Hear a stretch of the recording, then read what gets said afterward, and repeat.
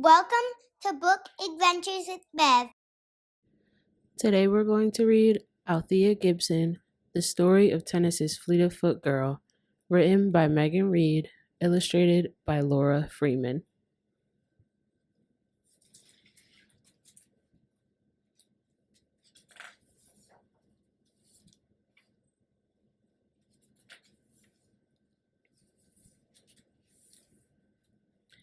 The championships at Wimbledon, England, were where the most famous tennis athletes in the world competed to be the best. Sharp white collars, sharp white pleats, sharp white lines.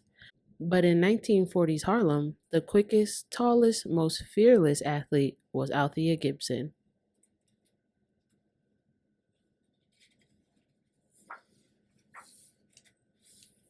At 13, Althea didn't know about Wimbledon, and she didn't care.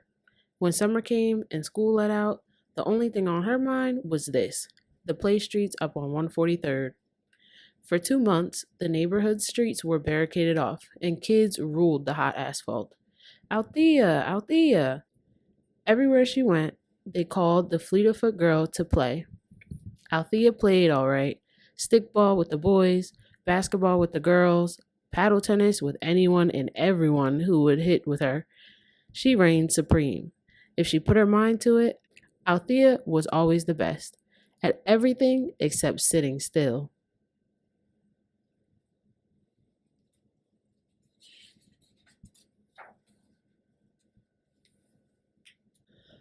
When summer was over and traffic returned to Harlem's busy streets, she still needed to move.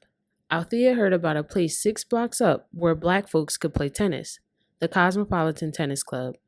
She walked in like she already belonged, grabbed a ball and a racket, and started to swing.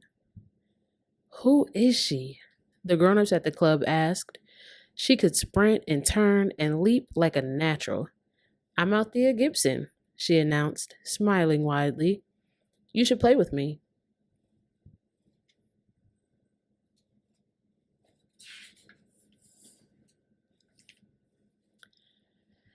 She found her new play streets on the club's courts. She loved the way the balls cracked, pa, against her racket's taut strings. She started to spend more and more time at the Cosmopolitan. There, Althea wasn't just a scrappy, long legged tomboy. No, she was pure talent, pure force. The managers knew her family didn't have much money, so they let her do odd jobs in exchange for lessons.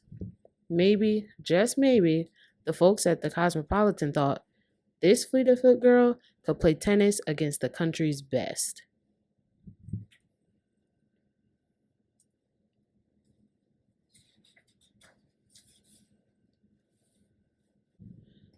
There was one big problem. Laws and white people's prejudices kept black and brown Americans from claiming the same rights to work, vote, buy property, and live freely. Black people could play tennis in their own league, but never with the white people. Clubs like the Cosmopolitan were rare. Who could challenge Althea when she had already beat everyone there?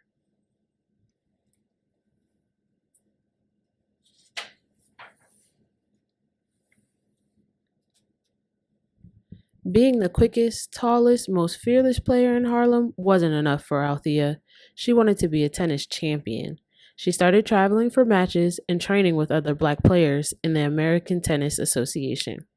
She had a big serve and an even bigger personality. She was so eager to prove herself that she wasn't always kind. She never wished other players good luck and would taunt them while they hit. She even threw a temper tantrum or two. Nothing felt better than winning.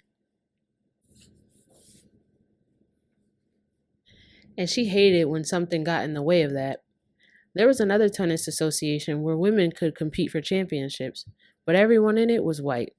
White women could play tennis on better courts with better equipment and compete at the international Grand Slams in Paris and Queens and Wimbledon. To be the best in the world, Althea would have to leave the all black leagues and play the strongest champions, no matter what nationality or race they are.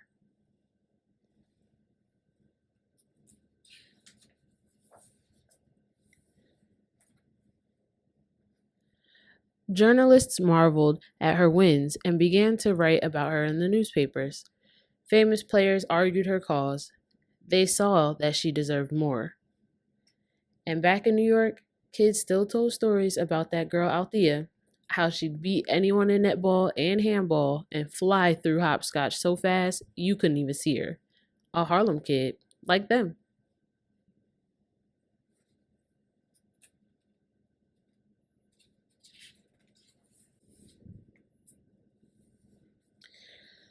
Slowly, the world was changing.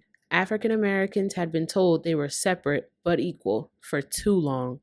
But Althea knew she could be more than equal. She could be the best.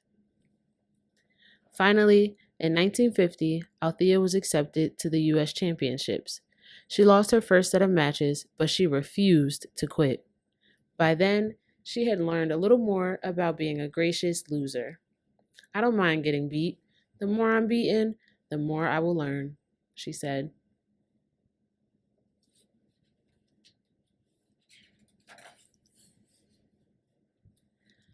Sometimes she was lonely.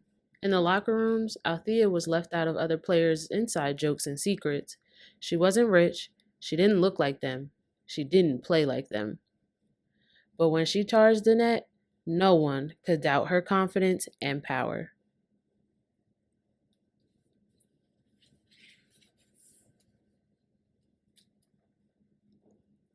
When the season ended, she still craved the court, just like when autumn came and the play street's barricades were put away. She couldn't just sit around. Althea was off to travel the world.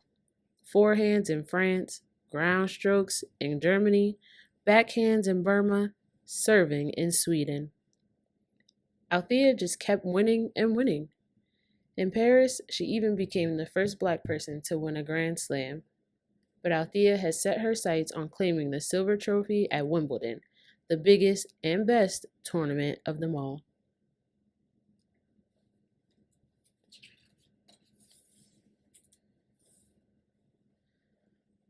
It was 1957, and the Fleet of Foot girl had earned it. For those 2 weeks in Wimbledon, Althea played better than ever. Her shots were cleaner, her volleys were quicker. Nothing was going to keep her away from the championship. When she strode onto center court to compete for the Wimbledon final, hers was the only black face in a sea of sharp white collars and sharp white pleats. So Althea focused on the greasy court's sharp white lines, just like the ones at the Cosmopolitan or the ones she'd drawn with her chalk on the play streets. She took a deep breath and bounced the white tennis ball. 1, 2, 3.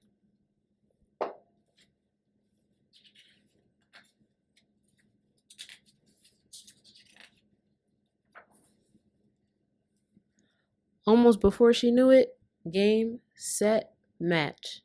That year, Althea became the first ever black person, man or woman, to win a championship at Wimbledon. And then, in 1958, she did it again. The Queen handed Althea her prize. She danced and sang with joy at the Wimbledon Champions Ball.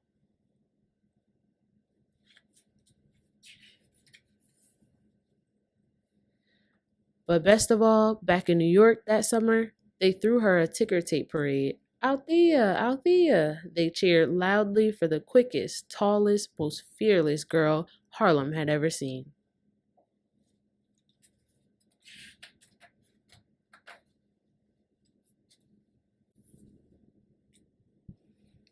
The end.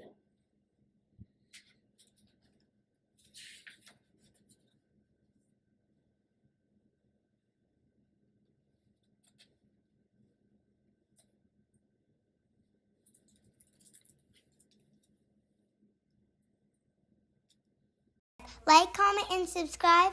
Thanks for watching. See you next time.